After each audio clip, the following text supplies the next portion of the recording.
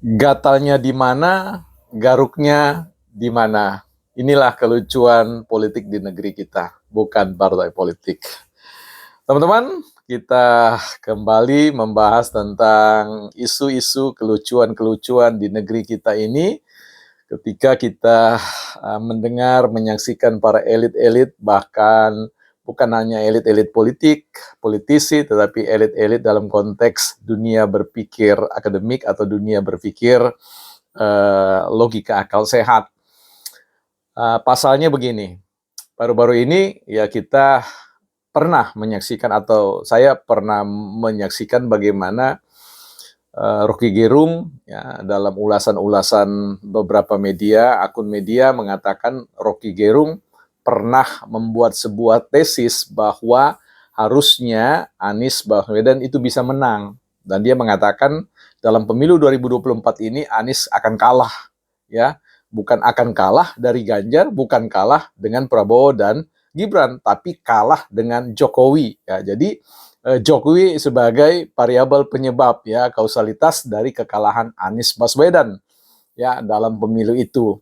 Nah, dalam tesis beliau, dalam pernyataan beliau menyampaikan harusnya Anies Baswedan itu menang 50 sampai 60%. Wah, ini suatu angka atau data estimasi yang luar biasa besarnya, sedangkan Prabowo dan Gibran saja tidak pernah diestimasikan atau katakanlah hasil survei yang kredibel itu baru menunjukkan angka tarik-menarik di 46 sampai 50% ya, bahkan topnya hanya 49.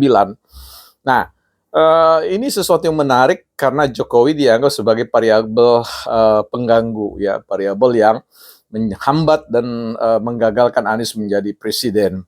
Dan tesis ini kemudian juga dimunculkan oleh elit-elit PDIP terkait dengan pandangan mereka kalau saja Jokowi tidak cawe-cawe, kalau saja Jokowi tidak intervensi atau menekan, ya Ganjar akan melenggang ke kursi Republik Indonesia atau kursi RI 1. Nah, rupa-rupanya pemilu 2024 ini sebenarnya bukanlah sebuah kontestasi atau pertandingan antara ya antara Anies melawan Prabowo dan juga Ganjar antar mereka, tetapi ternyata pemilu 2024 ini disimpulkan oleh mereka ya berhadap-hadapan antara Anies, Ganjar dan Jokowi.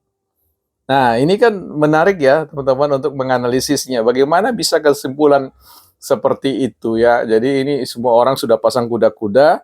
Kalau nanti mereka kalah, maka penyebabnya adalah lagi-lagi adalah Jokowi ya. Sehingga seolah-olah keberadaan Prabowo dan Gibran itu sebagai bonekanya Jokowi ya. Ini sesuatu yang menarik. Itu yang saya gambarkan di awal tadi. Gatalnya di mana, garuknya di mana. Artinya bukan persoalannya ya, artinya di mana titik persoalannya bergeser kepada hal-hal yang lain ya. Sudah jelas di hadapan mata kita bahwa kontestan dari pemilu 2024 itu ya Jokowi itu di luar ya, di luar panggung kontestasi itu.